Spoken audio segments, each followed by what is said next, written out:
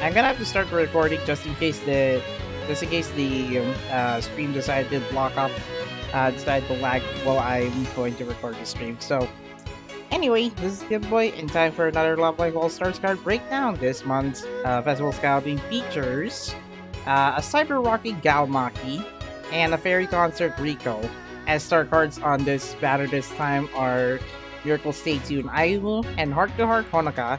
The scouting banner will be available until um unusually April 14 lunchtime in Japan, or is it 1 p.m. there? Anyway, let's get into the live card breakdown part since I'm already recording.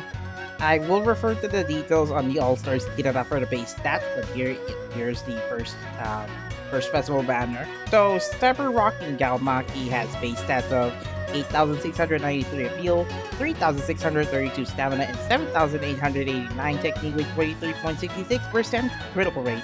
Here are fit stats, which is 15.5k heal, 6.5k stamina, and 14.1k technique with a crit rate of 42.436.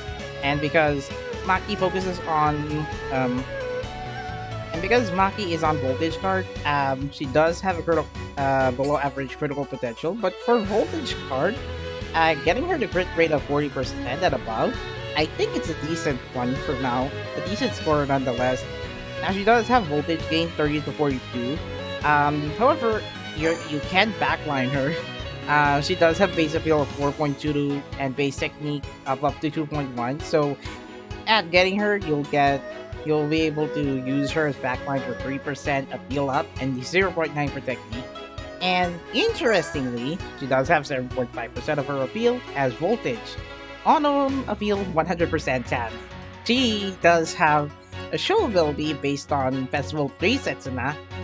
Festival 3 Setsuna is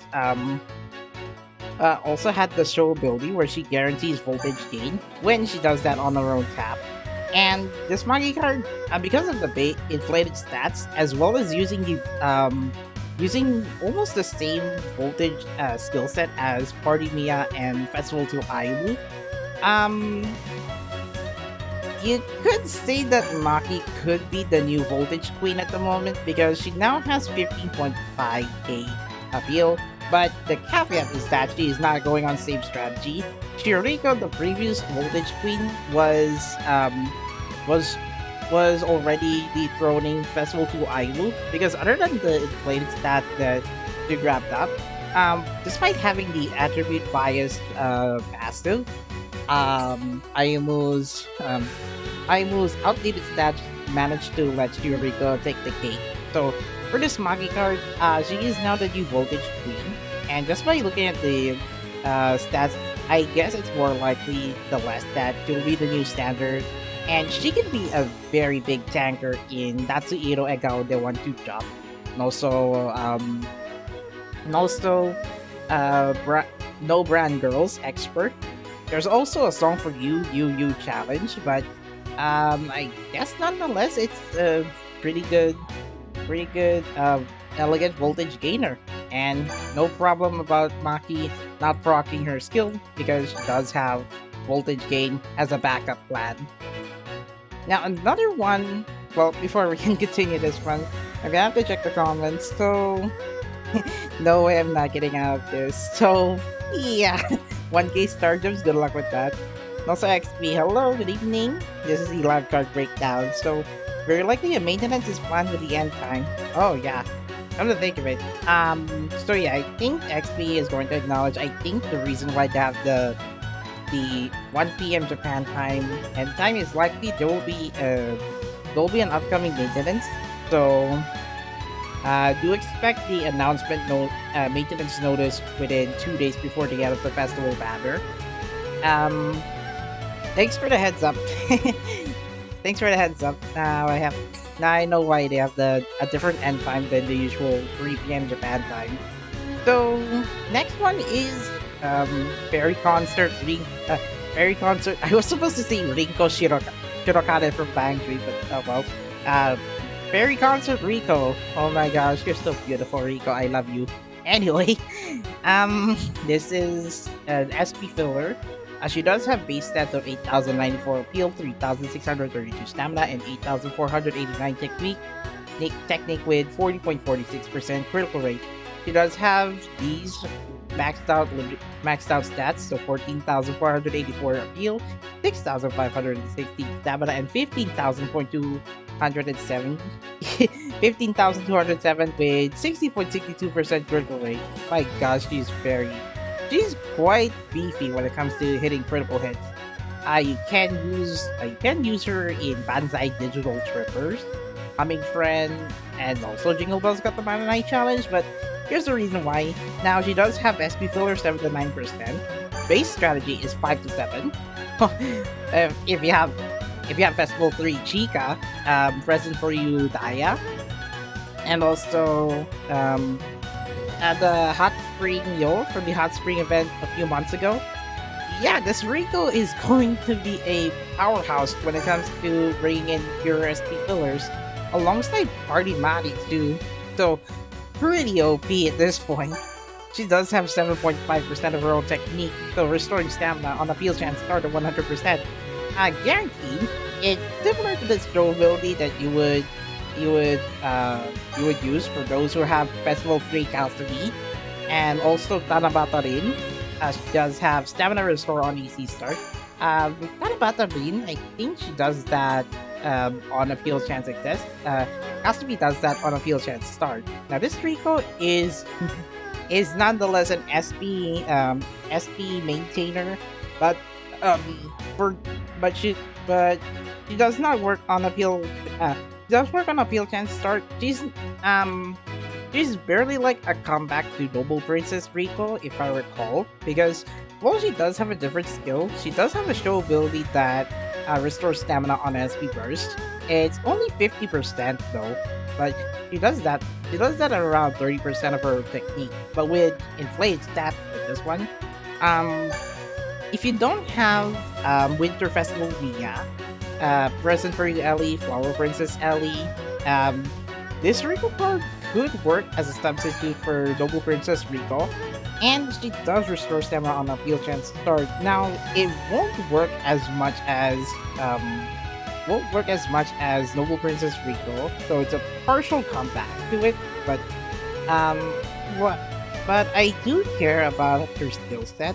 That makes her a maintainer if you have a full SP team and you're trying to dug against songs like the Bandai Digital Trippers, which it has a stamina, increased stamina damage note, which increases the stamina damage until you switch a field chances. This Riko could maintain a little bit on the field chance start. So for every time each field chance start, Riko will use this. And judging by 7.5, I'm gonna have to pull out the calculator. Now on the calculator, so 50,207 times 0.0075.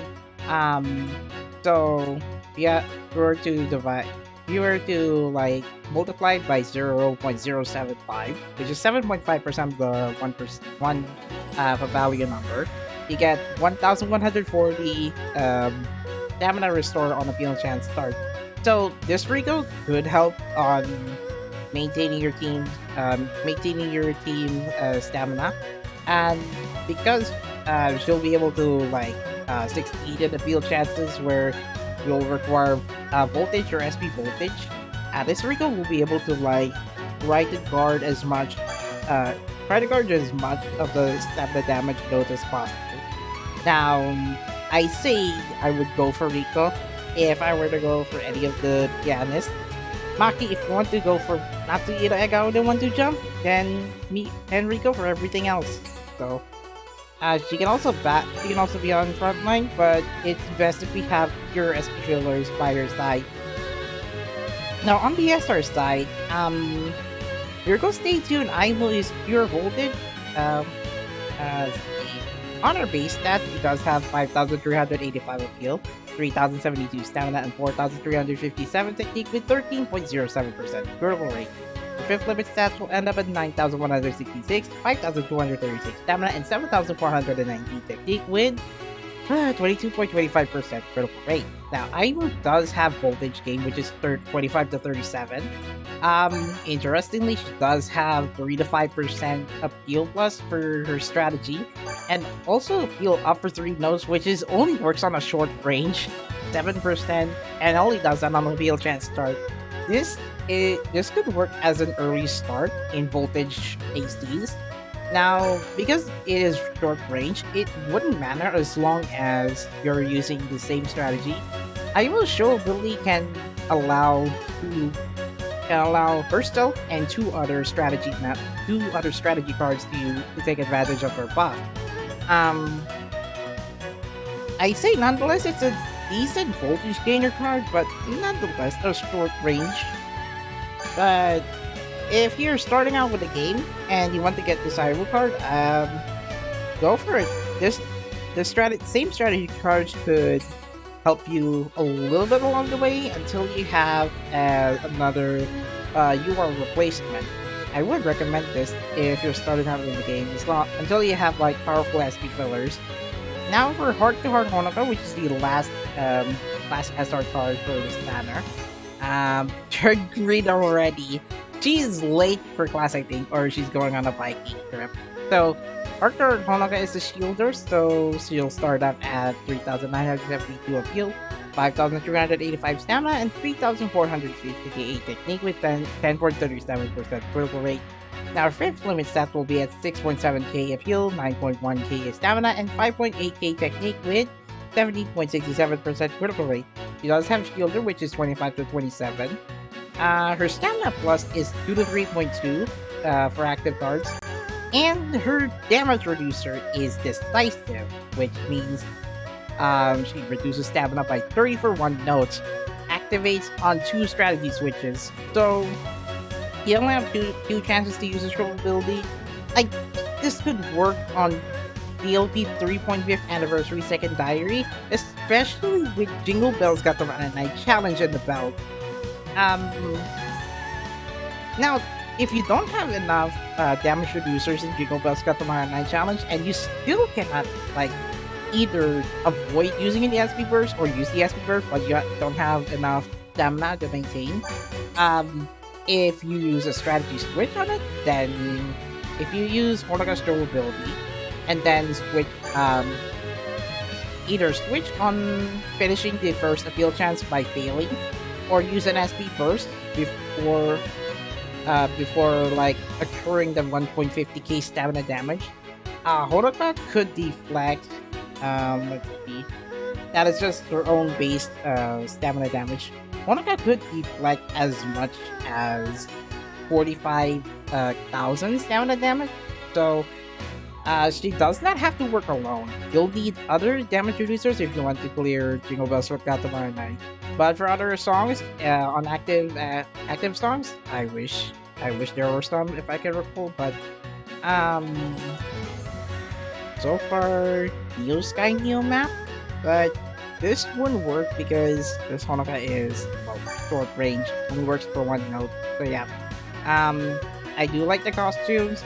Let's check the costumes after this one. So, yep, verdict on this banner. Riko is better to maintain. Maki, if you want to go for Nazi Idol, and Gao, they want to jump expert. Ayumu is a pure supporter. Good for frontliners. Good for starting frontliners. Honoka is a decisive damage reducer, but you can still use her on certain songs that deal heavy damage. So yeah, that's all I can explain a little bit on this festival banner.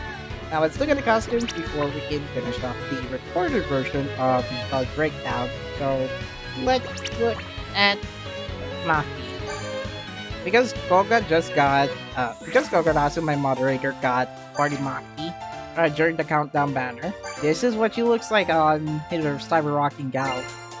I wouldn't see much of a difference from a Party Maki design. This Festival 3 Maki does have a cheerleader design effect. Different leggings, I like it. Asymmetrical, of course, asymmetrical on arms, sleeves, and also the Also on her likings. I could say that, well, the design is random. I'm not sure what alternate colors that you have, but I think it's yellow because blue. She does have two colors, which is blue and yellow. And I can look at her info on the visuals. So yeah, she does have two colors, which is blue and yellow, which I am correct. That's what Cyber Rocking Gal will have. Now, for Honoka, she does have heart-to-heart costume, but since I'm recording it on a live stream form, I'm gonna have to upload this one after the stream. So, heart-to-heart Honoka looks decent, kind of familiar to. I think she's going for the same variant as Nozomi's variant of heart-to-heart, but um. I like the 3D version of Heart to Heart. So, I guess her variant is more or less on a level of fan service, but it does have the detachable color, sweet, long gloves, striped ones by the way, and blue midriff, short skirt, midriff, okay. Well, no strap, and also the captain's hat because, you know, she's the captain of the ship.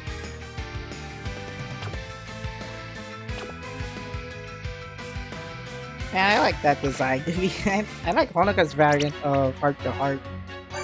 Next up, Riko. Riko does have a festival 3 cards, so we're dang it. Let me check the visuals. So she does have blue and yellow. What the heck, Minette? Give her something unique.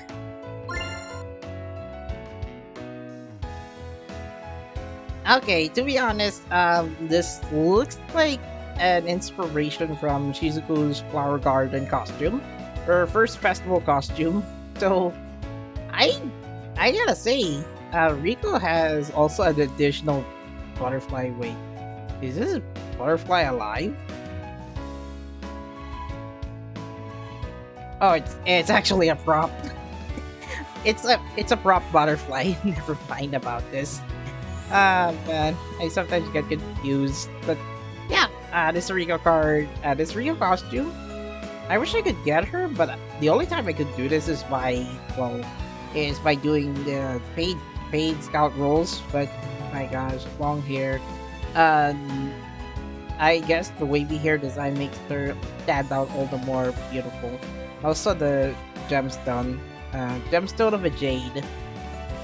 So jewelry wise, one on the chest, four on her skirt, and then 1, 2, 3, 4 on her likings. But nonetheless, it's a beautiful fairy and performing her piano in the abandoned sanctuary.